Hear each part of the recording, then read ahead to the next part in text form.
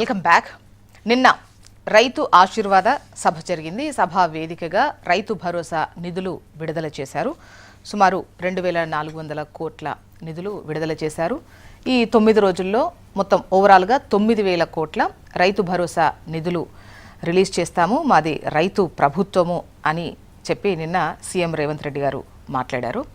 ఈ క్రమంలో రైతు భరోసా నిధులు ఇప్పుడు అండ్ గతంలో విడుదల చేసినటువంటి పరిస్థితికి సంబంధించి అటు రాజకీయ పక్షాల నుంచి పలు విమర్శలు కూడా వ్యక్తమవుతున్నటువంటి పరిస్థితి మనం చూస్తున్నాం. అండ్ దాంతోపాటు రైతు ఆశీర్వాద సభ రాజకీయ విమర్శలకు కూడా వేదిక అయింది అని చెప్పొచ్చు.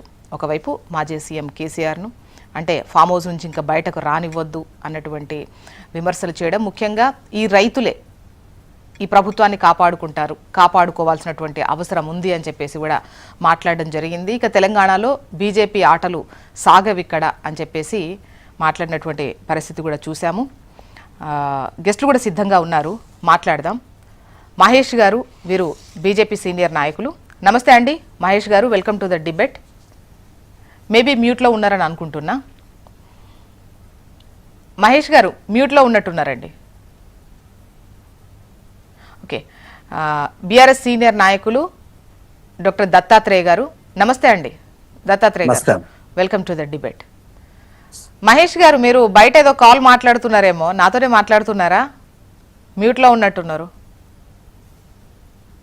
ఓకే, ముందుగా దత్తాత్రేయ గారితోనైతే మనం స్టార్ట్ చేద్దాం, మాట్లాడదాం.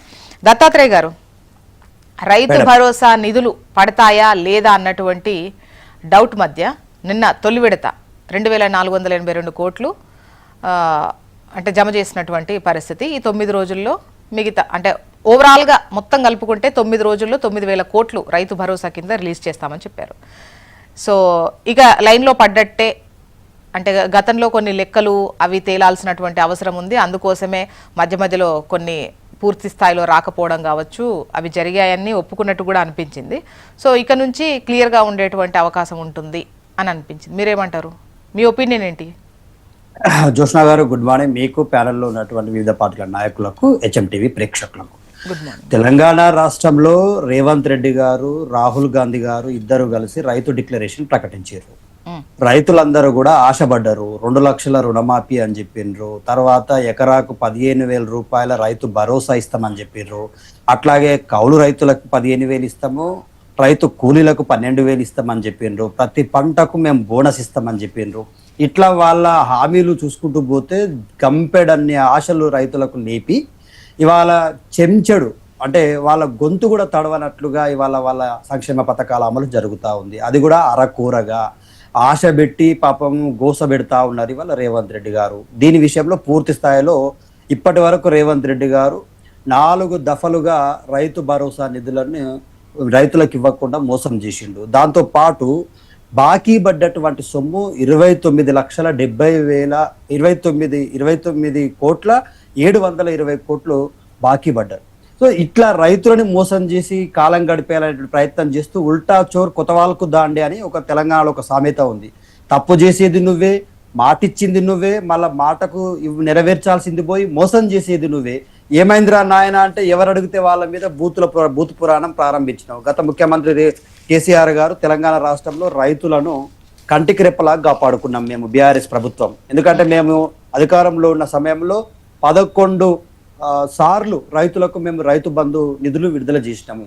ఇప్పటి వరకు అంటే మేము దిగిపోయే వరకు 73,000 కోట్ల నిధులు రైతుల ఖాతాలోకి నేరుగా జమ చేసినాం. రేవంత్ రెడ్డి గారు ఏమని చెప్పారు మేడం? అసలు 15,000 ఇస్తాం ఎకరాకు అన్నాడు. ఇస్తున్నాడా?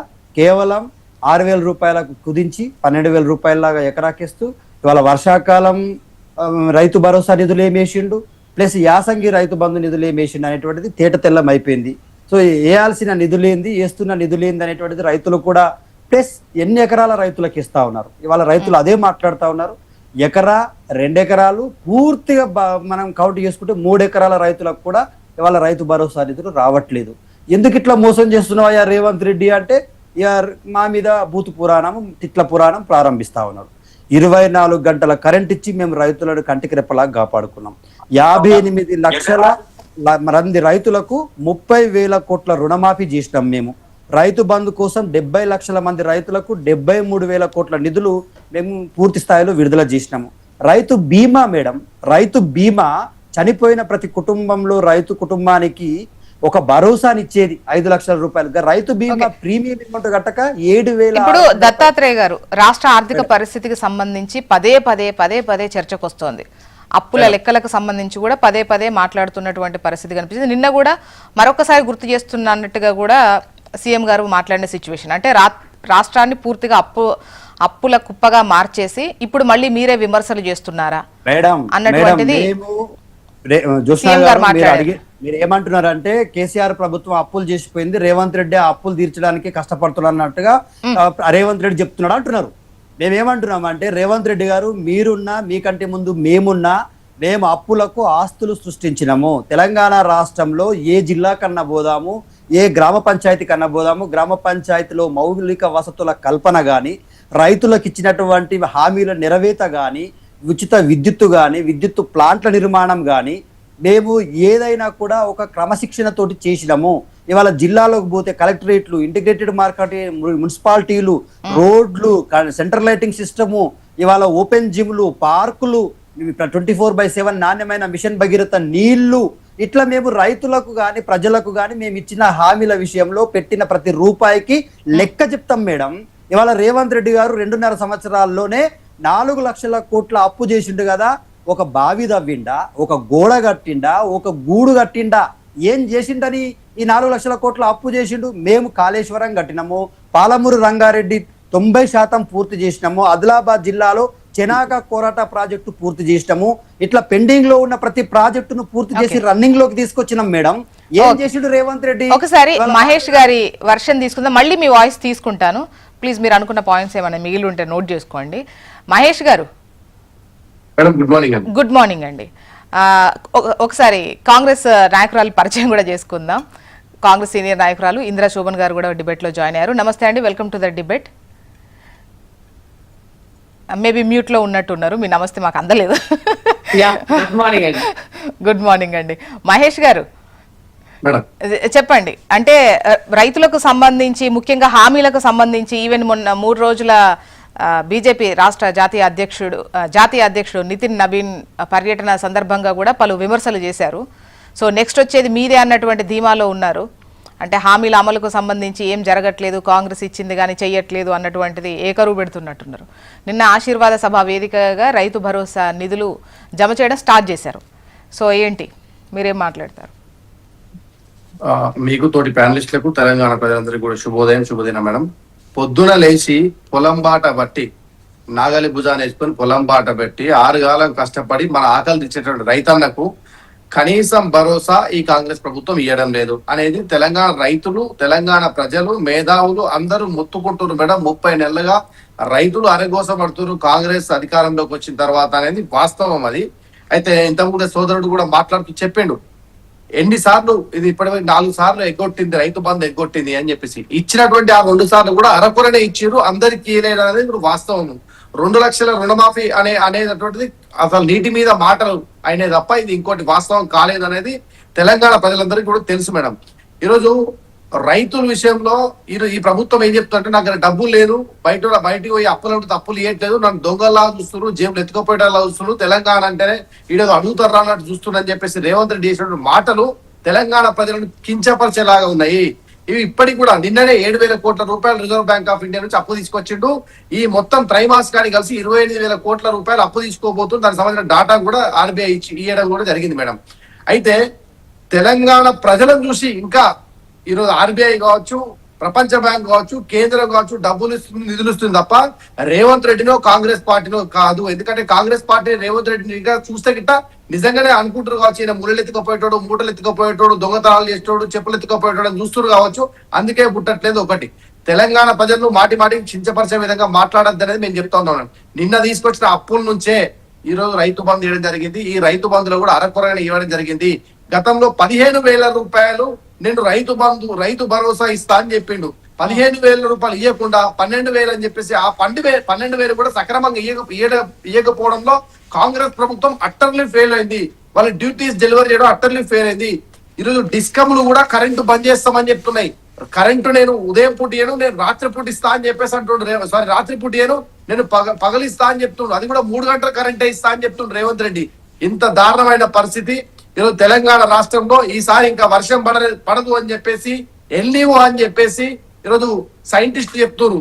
దీనిపైన ప్రత్యేకమైన చర్యలు, ప్రిపరేటరీ ప్లానింగ్ మీటింగ్స్ ఇప్పటి వరకు ప్రభుత్వం చేయలేదు. ఎందుకంటే ఈసారి ఎక్కువగా వాటర్ ఎత్తిపోయాల్సిన అవసరం ఉంది.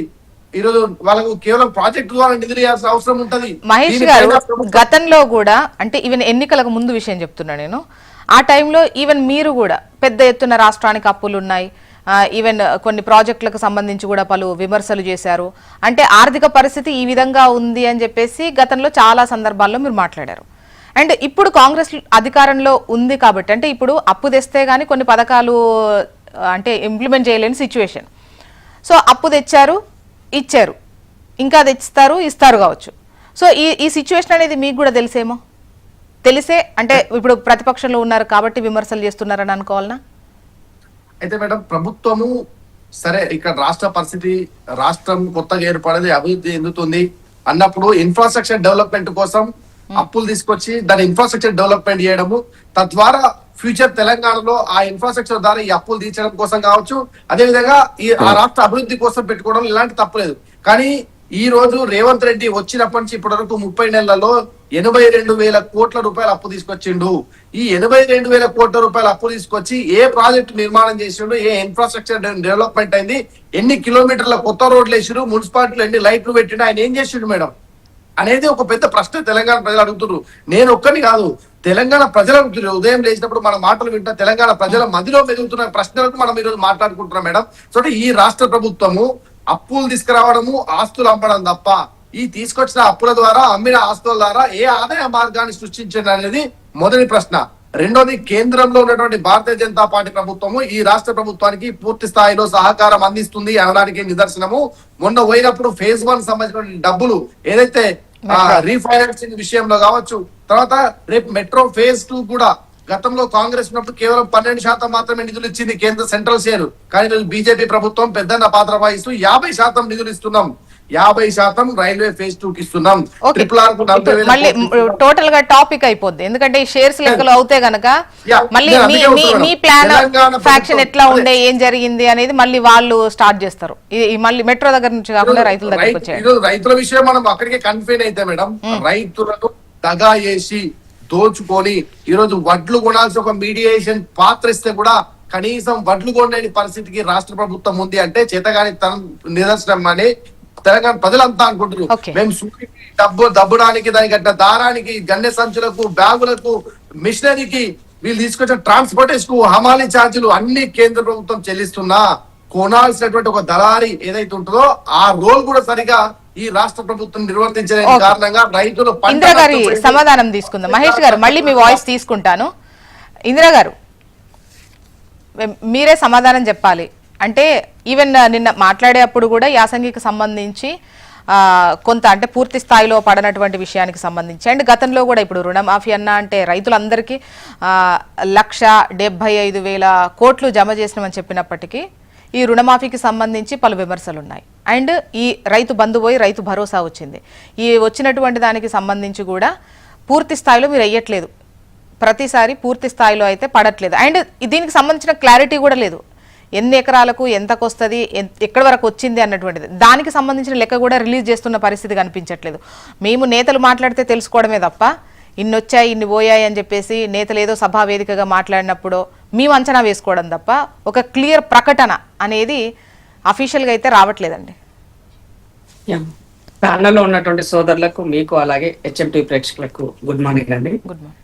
నిన్న రైతు భరోసా సంబంధించినటువంటి నిధుల విషయంలో అంటే ఏరువాక మొదలైన తర్వాత వ్యవసాయాలు నాగలి దున్నుతున్న నేపథ్యంలో ఇవాళ రైతన్నకి సాయం చేయాల్సిన అవసరం ఉన్నది, పెట్టుబడి సాయం అందించాల్సిన అవసరం ఉన్నది. ఆ నేపథ్యంలో ముఖ్యమంత్రి గారు నిన్న 9 రోజుల్లో 9,000 కోట్ల రూపాయలు రిలీజ్ చేస్తామని చెప్పి నిన్న మొదటి రోజుగా 2,000 పైచీలకు ఇవాళ నిధులు విడుదల చేయడం జరిగింది.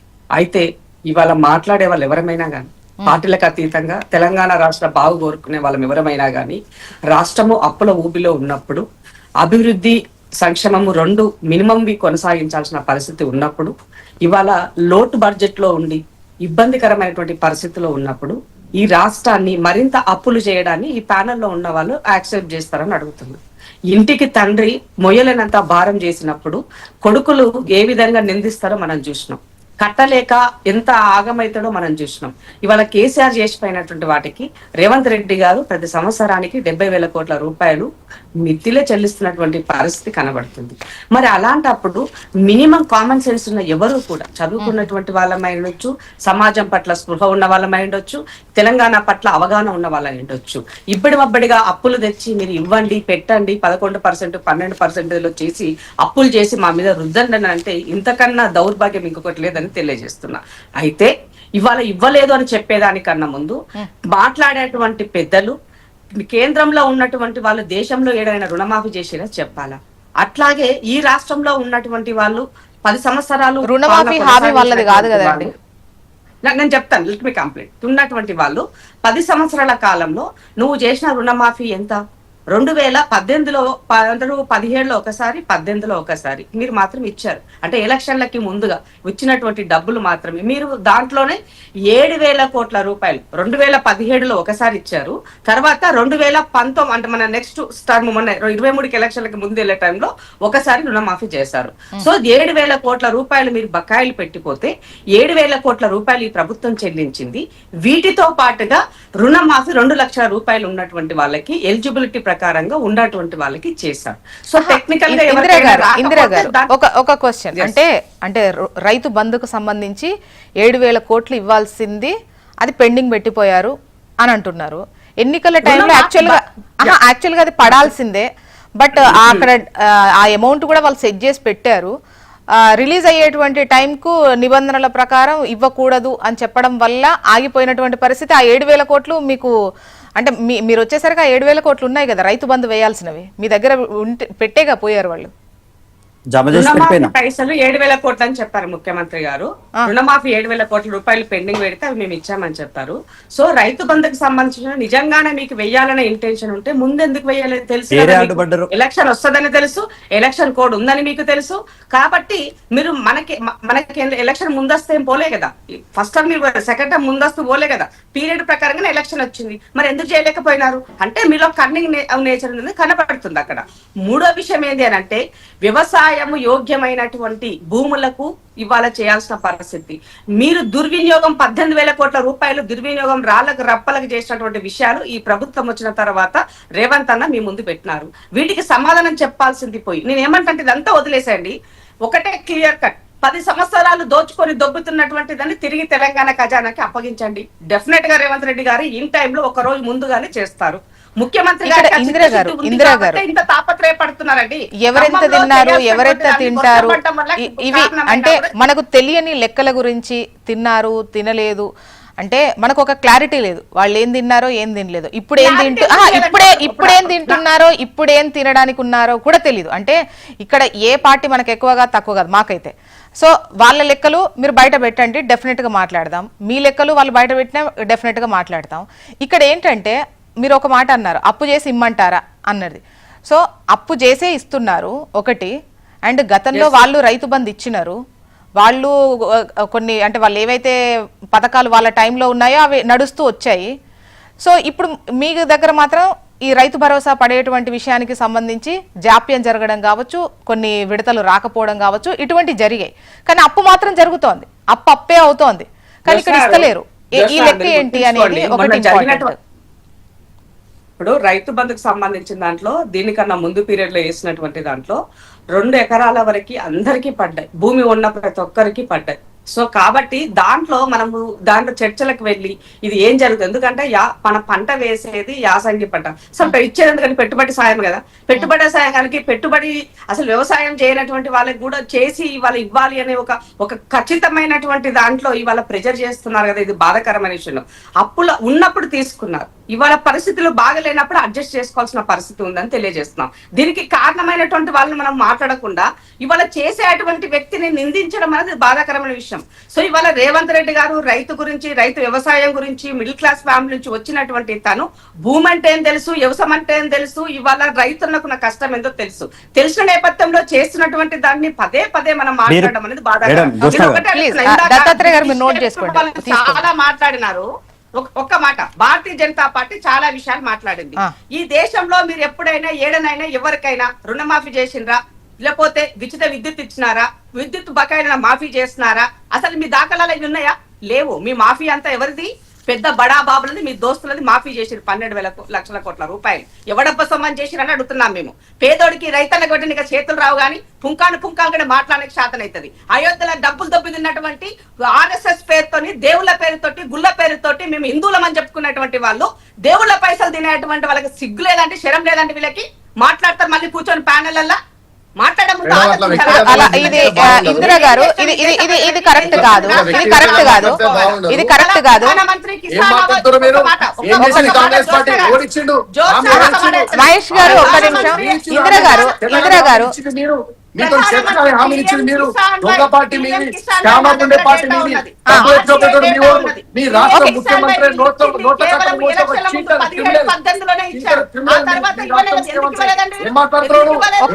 మహేష్ గారు ప్లీజ్ దయచేసి టాపిక్ అంతా డైవర్ట్ అయిపోతుంది. ఇప్పుడు ఇందిరా గారు ఇది కాదు. ఇప్పుడు రైతులకు సంబంధించి మీరేం చేశారు, కేంద్రం నుంచి ఏం ఎక్స్పెక్ట్ చేశారు, వాళ్ళు ఏం చేస్తున్నారు మాట్లాడండి. కానీ ఇక్కడ టెంపుల్ లేకపోతే ఆ క్యాంపులకు సంబంధించి మాట్లాడడం కాదు. మీరు ఒకటేస్తే వాళ్ళు రెండేస్తారు, ఇవి కాదు. ఇందిరా గారు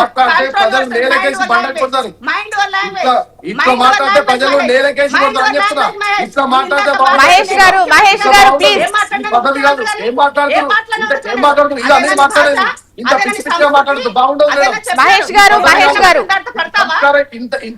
గారు దయచేసి ప్లీజ్, జనాలకు అర్థం కాదు. ఇందిరా గారు దయచేసి మీరు కూడా, ఇందిరా గారు మీరు కూడా ఇప్పుడు రైతుల గురించి మాట్లాడుకుంటున్నాం. రైతుకు సంబంధించి వాళ్ళు ఏం చేశారు, మీరేం చేశారు, మీరెంత రిలీజ్ చేశారు, లేకపోతే ఏం చేద్దాం అనుకుంటున్నారు అనేది ఇక్కడ రైతు శ్రేయస్ ఇంపార్టెంట్. ఇప్పుడు మీరు ఇప్పుడు అయోధ్యకు సంబంధించింది ఇక్కడ టాపికే కాదు. ఇప్పుడు మీరు దాన్ని తీసుకొస్తే దానికి వాళ్ళు సమాధానం చెప్పుకొని ప్రయత్నం చేస్తారు. వాళ్ళు మీకు సంబంధించి మీవి కూడా కొన్ని లెక్కలు బయటికి తీస్తారు, దానికి మీరు సమాధానం చెప్పాలి. సో టాపిక్ అంతా పక్కకి వెళ్ళిపోతుంది. దయచేసి సబ్జెక్ట్ ని డివైడ్ చేయండి. ఒకటి, మీరు పిఎం కిసాన్ సమ్మాన్ నిధి అన్నారు కాబట్టి ఒక క్వశ్చన్ అండి. ఇప్పుడు పిఎం కిసాన్ సమ్మాన్ కి సంబంధించి మనం పోర్టల్ ఓపెన్ చేసామనుకోండి, సో దానికి సంబంధించి ఎట్లా అప్లై చేసుకునేది ఏంటి అనేది మనకు క్లియర్ గానే కనిపిస్తాయి. రైతు భరోసాకు సంబంధించి పోర్టల్ ఓపెన్ చేస్తే ఏమన్నా మనకు క్లారిటీ ఉంటుందా? నేను ఒకటి చెప్తాను మీకు. పిఎంఐ కిసాన్ సంబంధించి నా దగ్గర RTI డేటా ఉన్నది. వీళ్ళ ఇచ్చినటువంటిది కేవలము ఎలక్షన్ల ముందు 17-18లోనే ఇచ్చారు. తర్వాత 19, 20, 21, 22 లేదండి, ఎలక్షన్ల ముందు మళ్ళీ చేశారు. నేను ఏమంటున్నా, పిఎంఐ కిసాన్ సంబంధించి మీకు చిత్తశుద్ధి ఉంటే దేశంలో ఉన్న రైతన్నులకు అందరికీ ఎందుకు మీరు చేయరండి? నిజంగానే మీకు ఉన్నది కదా, ఎందుకు చేయట్లేదు? అంటే నీకు కేవలం ఈ స్కీమ్ ని అమలు చేస్తామని చెప్పుకోవడం కోసమే మీరు చేస్తున్నారు. ఈ రాష్ట్రంలో ఇది ఇస్తారు కాబట్టి దేశంలో ఇది చెయ్యాలా, ఎలక్షన్ లో ఓటు బ్యాంకు రాజకీయాలు చేస్తున్నారు అన్నది ముమ్మాటికి వాస్తవం. కాబట్టి సోదరులు మాట్లాడేటప్పుడు రైతన్న గురించి ఇవాళ ఈ దేశంలో పండే అటువంటి పంటలకి, అన్ని పంటలకి మద్దతు ధర వదిలేసి కొనుగోలు విషయానికి వచ్చినప్పుడు కేవలము ప్యాడీ మాత్రమే కొనుగోలు నిన్న సీఎం గారు మాట్లాడిన దానికి సంబంధించి అడుగుతాను. ఇందిరా గారు, ఈవెన్ అంటే చిన్న పిల్లలను కూడా తాగుబోతులు చేసిన ఘనత అన్నట్టుగా చెప్పారు, నిన్న మాట్లాడారు సీఎం గారు. సో మాట్లాడినప్పుడు మీరు వచ్చిన తర్వాత ఈ మద్యపానానికి సంబంధించి ఒక మంచి డెసిషన్ తీసుకొని ఉండే, ఈ ట్యాక్స్లు వీటిపైన మనం డిపెండ్ అవ్వకుండా ఉండాల్సింది ఉండే. ఇంకా వాళ్ళ టైం కన్నా కూడా మీ టైంలో ఇంకెక్కువ ఆదాయం మద్యం నుంచి వస్తున్నట్టు లెక్కలు చూపిస్తున్నారు. రేట్లు పెంచినా పెంచకపోయినా ఆదాయం లెక్కల గురించి వస్తే ఇప్పుడు మీరు కూడా డిపెండ్ అయిన పరిస్థితి కనిపిస్తోంది. అంతకన్నా ఎక్కువ అమ్మకాలు జరుగుతున్నాయి అంటే మీరు ఆపలేరా? ఇప్పుడు చిన్న ఎగ్జాంపుల్ ఇస్తా, ఇవ్వండి. నేను చెప్తాను. సంబంధించాను ఇప్పుడు దేశంలో దీనిపైన పాలసీ చేయమని అడుగుతున్నాం. విద్య పైన, వైద్యం పైన, అలాగే లిక్కర్ పైన ఒక పాలసీ చేసి నేషనల్ లో అందరికి ఒకే రకంగా, అలాగే పెట్రోల్ ఇంక్లూడింగ్ ఇవి, ఎందుకంటే ఇవి మేజర్ ఈ 4 అనేవి, వీటిని చెయ్యండి, డెఫినెట్ గా అందరు వాటిని ఫాలో అవుతారు. నేను బీజేపీ నా క్వశ్చన్ అడుగుతానండి, డెఫినెట్ గా బీజేపీ నా క్వశ్చన్ అడుగుతా, మీరు ఎందుకు చెయ్యరు? లెట్ మీ కంప్లీట్ జోష్ అని చెప్తున్నా, ఒక్క సెకండ్ నాకు టైం ఇవ్వాలి. నేనేమంటున్నానంటే కేసీఆర్ గారు 2014 ముందు వరకు లిక్కర్ పైన కేవలము ఎంత అండి 8,000 కోట్ల రూపాయలు మాత్రమే ఉండేది. 8,000 కోట్ల రూపాయలు వచ్చేది ఎప్పుడు మనకు తెలంగాణ వచ్చే వరకు. తెలంగాణ వచ్చిన అది ఎంత 8 కోట్ల జనాభాకి, 8 కోట్ల జనాభాకి 8,000 కోట్ల రూపాయల ఆదాయం వస్తే, తెలంగాణ వచ్చినాక 2014 నుంచి 2023 తెలంగాణ ప్రజాపాలన వచ్చే వరకు మీ యొక్క ఆదాయం ఎంత అండి 40,000 కోట్ల రూపాయలండి 4 కోట్ల ప్రజలకి. ఇది మీరు ఆలోచించమని చెప్తే తెలంగాణ సమాజానికి మేము అడిగినాం. దెన్ ఇప్పుడు ఇక్కడ ఆ రోజు విడిగా బెల్ట్ షాపులు, లిక్కర్ షాపులు, దానికి సాక్ష్యం నేనే పోరాటం చేసిన దానికి, గవర్నర్ గారికి రిప్రజెంటేషన్ చేసిన ఈ రాష్ట్రంలో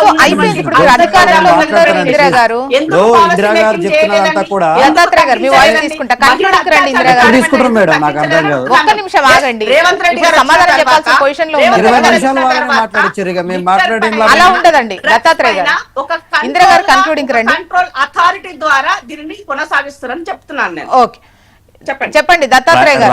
రైతులకు ఏ మురగ తీసిరో చెప్పమని అంటే మేము మద్యం పాలసీ నేను అడిగాను క్వశ్చన్ అడిగాను దత్తాత్రేయ గారు, నేను క్వశ్చన్ అడిగాను. రైతులకి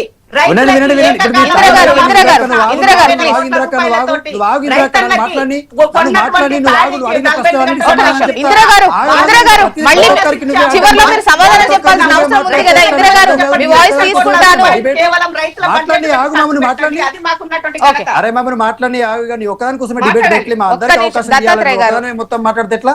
నేనేమంటున్నా అరే ఉండక్క ఒక నిమిషం, నేనేమంటున్నా తెలంగాణ రాష్ట్రంలో కేసీఆర్ మద్యపాన నిషేధం చేయలేకపోయిండు. సరే మీరు వచ్చిర్రు, మీరు ఎన్ని బెల్ట్ షాపులు బంద్ చేసిర్రు, మీరు ఎన్ని మద్యం షాపులు బంద్ చేసిర్రు, మీరు ఎన్ని మద్యం షాపుల రేట్లను తగ్గించిర్రు, మీరు ఇంకా దాన్ని రెట్టింపు చేసిర్రు కదా, దాన్ని ఇంకా పెంచుకుంటా పోయారు కదా. దానికి ఏదో మీరు ఏదో మొత్తం పతితులైనట్టుగా మేము ఏమేమి ఉద్ధరించినాం అన్నట్టుగా మాట్లాడుతూ ఉన్నారు. మీరు అదే దాని మీద ఆధారపడి బతుకుతా ఉన్నారు కదా ఇవాళ తెలంగాణ రాష్ట్రాన్ని కాపాడడానికి. నేనేమంటా ఉన్నా, రైతుల కోసం జరుగుతున్నటువంటి డిస్కషన్ ఇది. ఇవాళ రైతులకు ముఖ్యమంత్రి గారేమో 1,75,000 కోట్లు మేము రైతుల కోసం ఖర్చు పెట్టామంటారు. ఇదే ఆర్థిక శాఖ మంత్రి డిప్యూటీ సీఎం ఏమో 1,56,000 కోట్లు ఖర్చు పెట్టామంటారు. ఒకరికి మధ్య పొందడం లేదు. ఒకే వేదిక మీద ఇద్దరు కలిసి అబద్ధాల విషయమే చెప్తా ఉన్నారు రైతులకు. మేము కమిటెడ్ గా రైతుల కోసం పనిచేసినాం. కేసీఆర్ ప్రభుత్వం తీసుకొచ్చిన ప్రతి సంక్షేమ పథకం దేశానికి ఆదర్శమైంది. ఇవాళ మేము తీసుకొచ్చిన రైతు బంధుని ప్రధానమంత్రి నరేంద్ర మోడీ గారు కిసాన్ నిధి పేరు మీద తీసుకొచ్చి వాళ్ళ రైతులకు అందిస్తా ఉన్నారు. మమతా బెనర్జీ గారు అందించారు, జార్ఖండ్ లో అందించారు. చాలా రాష్ట్రాలకు మేము ఆదర్శంగా నిలిచినాం. మేము పెట్టిన ఖర్చు లెక్కలతో సహా ఉంది. మేము 11 సీజన్లలో మేము రైతులకు చేసినటువంటి రైతు బంధు నిధులు 73,000 కోట్లు ఖర్చు పెడితే, మీరు ఇప్పటి వరకు 5 సీజన్లలో మీరు చేసింది కేవలం 17,000 కోట్ల పైచులకు మాత్రమే. మీరేమో 28,000 కోట్లు అని చెప్తా ఉన్నారు. ప్రతి సీజన్ లో రైతుల శాతాన్ని తగ్గిస్తూ వస్తున్నారు. మేము 73 లక్షల పైచిలకు రైతులకు మేము రైతు బంధు నిధులు ఇస్తే, మీరు కేవలం 41 లక్షల రైతులకు మాత్రమే ఇస్తా ఉన్నారు. అది కూడా కేవలం 1-2 ఎకరాల రైతులకు మాత్రమే ఇస్తా ఉన్నారు. అంటే 5 ఎకరాల రైతులు ఏం పాపం చేసిరని ఇవాళ ఆ రైతులు అడుగుతా ఉన్నారు. మీరు ముందే చెప్పాలంటారు, రైతు డిక్లరేషన్ ప్రకటించినప్పుడు దాంట్లో పెట్టుకోనుంటారు, మేము కేవలం 5 ఎకరాల లోపు రైతులకే మేము రైతు బంధు ఇస్తాము, మేము కేవలం 5 ఎకరాల రైతులకు మాత్రమే రుణమాఫీ చేస్తామని చెప్పనుంటారు. రుణమాఫీలో మోసం చేస్తారు, రైతు బంధులో మోసం చేస్తారు, కౌలు రైతులను మోసం చేస్తారు, రైతు కూలీలను మోసం చేస్తారు, రైతులకు ఇచ్చేటువంటి దత్తాత్రేయ గారు రుణమాఫీ అంటున్నారు. వాళ్ళు ఎట్ ఎ టైం రుణమాఫీ అనేది అంటే ఇంతమందికి అయింది అవ్వలేదు ఇవన్నీ పక్కన పెడితే, అంటే మీరు విడతల వారీగా చెయ్యడం, అది వడ్డీకే వెళ్ళిపోవడం, అసలు అలాగే మిగిలిపోవడం, ఆ తర్వాత అంటే మీకు కొన్నేళ్లు పట్టింది. ఇక్కడ రుణమాఫీ అటెంప్ట్ అనేది అంటే ఇంతమందికి అయింది అవ్వలేదు ఇవన్నీ పక్కన పెడితే, సో ఎట్ ఎ టైం చేసి పెట్టారు. రేవంత్ రెడ్డి గారు ఒకటేసారి చేసినా, లేకపోతే మొత్తం 5 సంవత్సరాలకు కలిపి గంపగుత్తగా ఒకసారి చేసినా ఎన్ని వేల కోట్లు చేసిండు మేడం? కేవలం 21,000 కోట్లు చేసిండు. మేము 2 దఫలుగా చేసినా, 3 దఫలుగా చేసినా రైతులకు ఇచ్చినటువంటిది 30,000 కోట్ల పైచులకు రుణమాఫీ మేము చేసినాము. మేము సగర్వంగా చెప్పుకుంటా ఉన్నాము రైతులకు. మేడం మేము రైతుల కోసం వీళ్ళలాగా మాటిచ్చి మళ్ళా ముఖం చాటేసి దేవుళ్ళ దగ్గరికి పోయి దేవుళ్ళ మీద ఒట్టేసి రైతులను క్షమించమని, దేవుళ్ళు క్షమించరు, రేవంత్ రెడ్డిని రైతులు క్షమించరు. రైతులు ఇవాళ పంట నష్టం పోయి ఆ వర్షానికి పంట అర్పితం అయితే వాళ్ళకు పంట నష్ట పరిహారం కూడా ఇవ్వలేదు మేడం. మేము పంట నష్ట పరిహారం కింద 1767,000 కోట్లు మేము ఖర్చు పెట్టినాము. అట్లాగే సివిల్ సప్లైస్ డిపార్ట్మెంట్ కి సంబంధించినటువంటి 23,600 కోట్లు సప్లై చేసినాం. వ్యవసాయ యాంత్రీకరణల కోసం 963 కోట్లు ఖర్చు పెట్టినాం. విత్తనాల ఎరువుల రాయితీ కోసం 982 కోట్లు ఖర్చు పెట్టినాం. తెలంగాణ రాష్ట్రం దేశంలో ఆదర్శంగా రైతు వేదికలు నిర్మించింది. 2,601 రైతు వేదికలు నిర్మించి దేశానికి ఆదర్శంగా నిలిచింది. ఏం చేసాడు రేవంత్ రెడ్డి? 4 లక్షల కోట్లు అప్పు చేసి ఒక రైతు వేదిక కట్టిండా, లేకపోతే రైతుల కోసం ఒక ప్రాజెక్టు కట్టిండా, ఒక బావి దవ్వి నీళ్ళు ఇచ్చిండా రైతులకు అని అడుగుతున్నారు రైతులు. ఒక సూది దారం అరేంజ్ చేయలేకపోయాడు మేడం. పంట కొనుగోలు సమయంలో ఇవాళ లారీ యజమానులతో మాట్లాడి సకాలంలో లారీ యజమానులని ఊర్లకు పంపి పంటని మిల్లులకు పంపలేకపోయాడు. ఇవన్నీ రైతులు చూస్తా ఉన్నారు. రైతు కన్నీటిలో రేవంత్ ప్రభుత్వం కొట్టుకుపోవడం ఖాయం. రైతులే చాలు రేవంత్ ఇవాళ నువ్వు ఓడిపోవడానికి రైతులే ఇవాళ. అందుకే నీ నోట్లకెళ్ళి మాట వస్తలేదు. ఏది మాట్లాడిన అబద్ధాలే చెప్తా ఉన్నాం. మేము పెరిగిన రైతు సాగు విస్తీర్ణం 2014లో 1,38,00,000 ఎకరాల్లో వ్యవసాయం జరిగితే కేసీఆర్ గారు ముఖ్యమంత్రి అయిన తర్వాత 2.68 కోట్ల ఎకరాలకు మేము వ్యవసాయాన్ని విస్తీర్ణాన్ని పెంచినాం మేడం. పెరిగిన వరి ధాన్యం ఉత్పత్తి కూడా 68 లక్షలే ఉండే 2014లో. మేము వచ్చిన తర్వాత 350. ఇప్పుడు రైతు బంధు మీరు వేశారు, కాదనట్లేదు. ఒకసారి ఆలస్యమో అటో ఇటో మొత్తానికైతే మీరు చెల్లించాల్సినవి రైతులకు చెల్లించారు చివర్లో ఒక విడత మినహాయించి. అయితే ఈ క్రమంలో అంటే అర్హులైన వాళ్ళకి కాకుండా అనర్హులకు వేయడం వల్లే ఇది ఒక పెద్ద ఇష్యూ లాగా అయింది. డెఫినెట్ గా ఎన్నికల టైంలో ఈవెన్ బీజేపీ కావచ్చు కాంగ్రెస్ కావచ్చు రెండు మాట్లాడేటువంటి అవకాశం ఉండే. ఇంకా చెప్పాలంటే ఇంపాక్ట్ కూడా చూపించినాయి. ఈవెన్ చాలా మంది మీకు పార్టీలో ఉన్నటువంటి నేతలు కూడా బయటకు వచ్చి నాకు ఇన్ని ఎకరాలు ఉన్నాయి, ఇన్ని 100 ఎకరాలు ఉన్నాయి, నాకు వచ్చాయి, నాకు ఇంత వస్తోంది అంత వస్తుంది అని చెప్పారు. సో రైతులకు కూడా ఒక డౌట్ వచ్చింది, అంటే అందరికి పప్పు బెల్లాల్లో పంచి పెడుతున్నారా ఏంటి, ఇదేం పద్ధతి అని చెప్పేసి మీ హయాంలో ఆ ఇంప్రెషన్ వచ్చిందా లేదా? మేము అందరి రైతులకు పడా ఉన్న భూములకు ఫంక్షనాలకు అట్లాంటికో చేసిర్రు అనేటువంటిది మా మీ అభియోగం ఉండే కదా. 3వ దఫా మేము వచ్చుంటే ఖచ్చితంగా మేము 10 ఎకరాల లోపు రైతులకు ఇద్దామనేటువంటి ఆలోచనతో మొట్టమొదటిసారిగా కేసీఆర్ గారు ఆలోచన ఏముండే, రైతు బంధు ప్రవేశపెట్టినప్పుడు 2018-16లో రైతులకు ఖచ్చితంగా ఏది వ్యవసాయ యోగ్యమైన భూమి కానీ యోగ్యం కాని భూమి కానీ రైతులు ఖచ్చితంగా తెలంగాణ రాష్ట్రంలో వ్యవసాయ విస్తీర్ణం పెరగాల. ఇవాళ తెలంగాణ రాష్ట్రంలో హైయెస్ట్ కమతాలు ఉన్నాయి దేశంలోనే. కమతాలలో అంటే ఒక కుటుంబం విడిపోయిన తర్వాత 2 ఎకరాల భూమి ఉంటే ఆ 2 ఎకరాలను 2 అడములు పంచుకుంటే మంచికి ఎకరం. అంటే ఇట్లా కమతాల రూపంలో ఉన్న భూమి ప్లస్ రియల్ ఎస్టేట్ వ్యాపారం వల్ల 22 లక్షల ఎకరాల భూమి కుదించుకుపోయింది, వ్యవసాయానికి అనుకూలంగా లేకుండా పోయింది. కాబట్టి వ్యవసాయ విస్తీర్ణం పెరగాలని వ్యవసాయంలో పాప రాళ్ళు రప్పలు ఉన్న భూమిని కూడా పోయి వాడు దున్నుకుంటాడు, మనం పెట్టుబడి సాయం పెడితే అనేటువంటిది ఎస్సీ ఎస్టీ బీసీ మైనార్టీ వర్గాలను దృష్టిలో పెట్టుకుని ఇవాళ ఆ సాయం చేసినాం. ఆ సాయం అనేటువంటిది ఇవాళ పెద్ద వ్యక్తులకు ఎక్కువ రూపంలో జరిగిందంటే అది పర్సెంటేజ్ రూపంలో చూస్తే 0.28% మాత్రమే. దాన్ని ఇవాళ రేవంత్ రెడ్డి తగ్గించాల్సి ఉండే. 0.28% కు పోయి 31% రైతులను ఇవాళ మోసం చేసిండు కదా మేడం. 41 లక్షల మందికి మాత్రమే రుణ సాయం చేసిండు. మరి 31 లక్షల మంది రైతుల్లో 2 ఎకరాలు ఉన్నాడు, 5 ఎకరాలు ఉన్నాడు. మరి 5 ఎకరాలు తొలి విడత అంట. ఇప్పుడు వచ్చిన తొలి విడతలో 40 లక్షల మంది, యాక్చువల్ గా 73 లక్షలు 75 లక్షలు ఉన్నారు. పెద్ద రైతులు ఉన్నారు. సో ఇప్పటి వరకు 2 ఎకరాల వరకు వస్తుంది. 2,480 కోట్లు ఫస్ట్ విడతలో. మిగతా అమౌంట్ ఏదైతే మొత్తం ఓవరాల్ గా 9,000 కోట్లు అనుకున్నారు మేడం. 9,000 కోట్లు వేసినా మొత్తం ఆయన బాకీ పడేది 17,000 కోట్లు. ఈ దాఫకే నేను చెప్పేది. నేనేమంటున్నా, మొత్తం రేవంత్ రెడ్డి గారు మాలాగా ఇస్తేనేమో 17,000 కోట్లు అప్పు పడతాడు. ఒకవేళ కేవలం 5 ఎకరాల లోపు రైతులకు వేసినా కూడా 10,200 కోట్లు అప్పు పడుతున్నాడు రైతులకు. అంటే నువ్వు రైతులు ఎందుకు మోసం చేస్తావని అడుగుతున్నావు. ఒకసారి మహేష్ గారి వర్షన్ తీసుకుందాం. మహేష్ గారు ఫైనల్ గా ఇంద్ర గారు చివరిలో మీ సమాధానం తీసుకుంటాను డెఫినెట్ గా. మహేష్ గారు చెప్పండి. మహేష్ గారు, ఇంద్ర గారు ఇంత ముందు ఒకటి అన్నారు, నేను మద్యం గురించి మాట్లాడినప్పుడు మీరు ఎందుకు ముఖ్యంగా ఈ పాయింట్ ఆఫ్ వ్యూలో మీరు ఎక్కువ సార్లు విమర్శలు పెద్ద ఎత్తున చేస్తారు ఈ మద్యానికి సంబంధించి. ఈవెన్ దేశంలో ఉన్నది మీరు, ఎందుకంటే ఈ పెట్రోల్ కావచ్చు, మద్యం కావచ్చు, ఇతర ఏ వేటికి సంబంధించినటువంటి ఇష్యూస్ అయినా కూడా ఈ రాష్ట్రంలో బాగాలేకపోతే పక్క రాష్ట్రానికి వెళ్ళేసి వస్తారు. సో మీరే కనుక మంచి డెసిషన్ తీసుకున్నారు అనుకోండి, ఇటువంటి ఇబ్బందులు ఏముండవు, రాష్ట్రాల చేతుల్లో ఏముండదు. ఏంటండి ఎక్సైజ్ పాలసీ అనేటువంటిది ఏ రాష్ట్రానికి ఆ రాష్ట్రం చేసుకుంటున్న ఒక పాలసీ మేడం. ఆ రాష్ట్రంలో ఉన్నటువంటి ఆ ప్రభుత్వము ఆ నిధుల సమకూర్చుకునే భాగంగా అయితే పెట్రోల్ శాఖ అయితే జిఎస్టీ కింద రావడానికి వీళ్ళు యాక్సెప్ట్ చేయలేదో, సేమ్ ఈ లిక్కర్ పాలసీ కూడా అంతే. గతంలో మనం చూసినాం ఆంధ్రప్రదేశ్ లో కూడా వాళ్ళు అక్కడ లిక్కర్ బ్యాన్ తొలగించేసిండ్రు. గుజరాత్ లో లిక్కర్ బ్యాన్ ఉంది. ఇట్లా చెప్పుకుంటూ పోతే ఒక్కొక్క రాష్ట్రం ఆ యొక్క రాష్ట్రం తీసుకునే దాంట్లో ఉంటది. ఈ రాష్ట్ర ప్రజల యొక్క ఆరోగ్యము ఎందుకు కేంద్రమే తీసుకోవాలి? ఈ రాష్ట్ర ప్రజల యొక్క బాధ్యత ఎందుకు ఈ రాష్ట్ర ప్రభుత్వాలు తీసుకోలేదు అని అడుగుతున్నా నేను.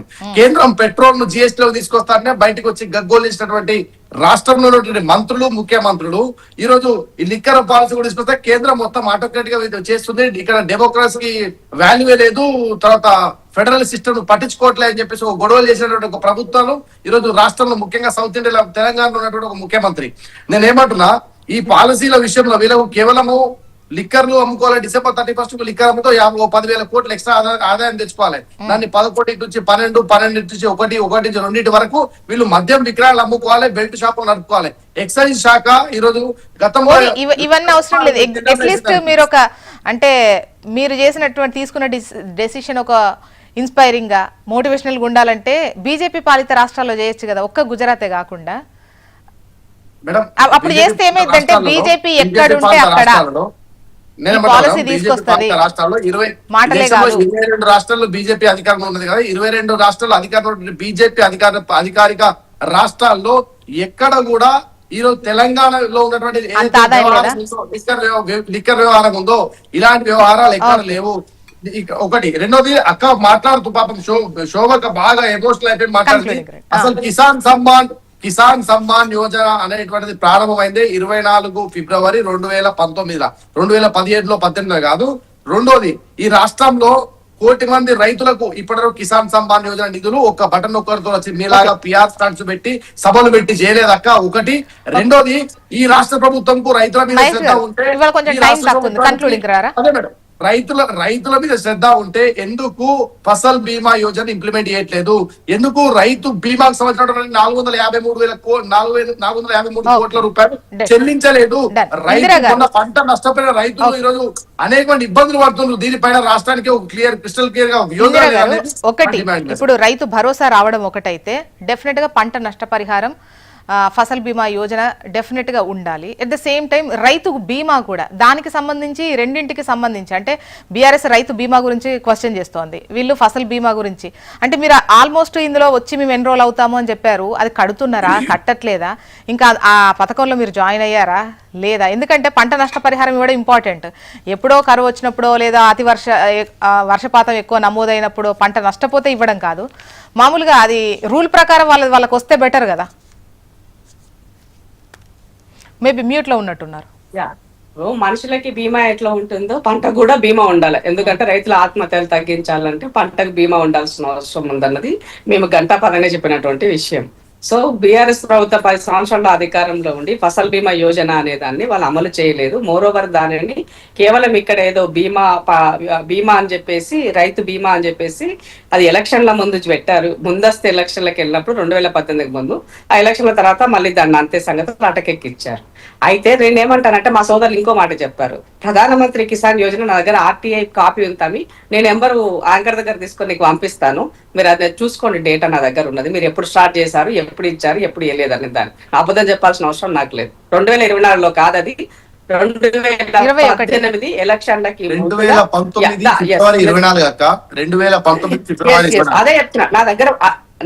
నా దగ్గర ఉన్నది మీకు పంపిస్తాను, మీరు చూడండి. నాకు అది గవర్నమెంట్ నుంచి వచ్చినది, ఆర్టీఏ అనేది నేను ప్రైవేట్ గా రాసుకున్నటువంటిది కాదు. కాబట్టి మోర్ ఓవర్ ఏంటి అంటే, రైతులకి బేడీలు వేసినటువంటి వాళ్ళు, రైతు కన్నీళ్లకు కారణమైనటువంటి వాళ్ళు, ఎన్సీఆర్బి లెక్కల ప్రకారము దాదాపు 5,780 మంది రైతుల ఆత్మహత్యలకి కారణమైనటువంటి వాళ్ళు. రైతుల గురించి మాట్లాడితే దయ్యాలు వేదాలు వల్లించినట్టే ఉంటదని సందర్భంగా తెలియజేస్తున్నా. ఒక బాధ్యత అవసరం, ప్రజలని అవేర్ చేయాల్సిన అవసరం ఉంది. ప్రజలకి ఏది కావాలి, ఎప్పుడు కావాలి, ఎలా ఇవ్వాలన్నది రేవంత్ అన్నకి బాగా తెలుసు. ఒకరు చెప్తే చెప్పించుకునే పరిస్థితిలో మేము లేవు. కాబట్టి నిన్న మీకు ఆర్థిక పరిస్థితి బ్రహ్మాండంగా తెలుసు. ఎన్నికల టైంలో ఇంకా మీరు శ్వేతపత్రం 7-8 లక్షలకు రిలీజ్ చేశారు, కానీ చేసిన విమర్శలు అయితే 10 లక్షల పైనే ఉంటాయి అనేటువంటి ఎక్స్పెక్టేషన్ ప్రజలకు వచ్చింది. అంటే సో ఇంత ఆర్థిక పరిస్థితి తెలుసు, కానీ మీరు ఇచ్చినటువంటి హామీలు దేనికి తీసిపోవు. సో మరి ఇప్పుడు ఖచ్చితంగా మీరు క్వశ్చన్ ఫేస్ చేయాల్సి వస్తుంది కదా. అందుకోసం ఇప్పుడు నేను ఏమంటున్నా జోష్న గారు, ఇచ్చినటువంటి మాట ప్రకారంగా కష్టమైన నష్టమైన దాన్ని నిలబెట్టుకోవడం కోసము రేవంత్ అన్న ప్రయత్నం చేస్తున్నాడు. ఈ దేశంలో చాలా మంది ముఖ్యమంత్రులు, మంత్రులు, ప్రధానమంత్రులు పనిచేసినప్పటికి కూడా వాళ్ళ పేరు నిలబడ్డాయంటే వాళ్ళు చేసిన మంచి పనుల ద్వారానే. నేనేం కోరుకోవట్లేదు, నాకు వచ్చే వైద్యులు అక్కర్లేదు. నాకు కేవలం ఇచ్చిన మాట నిలబెట్టుకున్నటువంటి ముఖ్యమంత్రిగా దానికోసం తాపత్రయపడ్డగా నా పేరు చూద్దామండి. ఇప్పుడు ఈ 9 రోజుల్లో 9,000 కోట్లు రైతు భరోసా కింద రిలీజ్ చేస్తాం అంటున్నారు కదా. సో ఇచ్చిన మాట అంటే ఇందులో మనకు 9,000 కోట్లు రిలీజ్ అవుతాయి అంటున్నారు. పెడదాం డెఫినెట్ గా పెడదాం. రైతులకు సంబంధించి మనం రెగ్యులర్ గా చేస్తూనే ఉంటాం. ఖచ్చితంగా డిబేట్ పెడదాం. 9 రోజుల తర్వాత దీనిపైన డిబేట్ పెట్టుకుందాం. థ్యాంక్ యూ సో మచ్ అండి ఇందిరా గారు, దత్తాత్రేయ గారు, మహేష్ గారు. థ్యాంక్ యూ అండి. ఇది వాళ్ళ న్యూస్ అనాలిసిస్. చూస్తూనే ఉండండి హెచ్ఎం టీవీ. వార్త ఆగదు, నిజం తాగదు.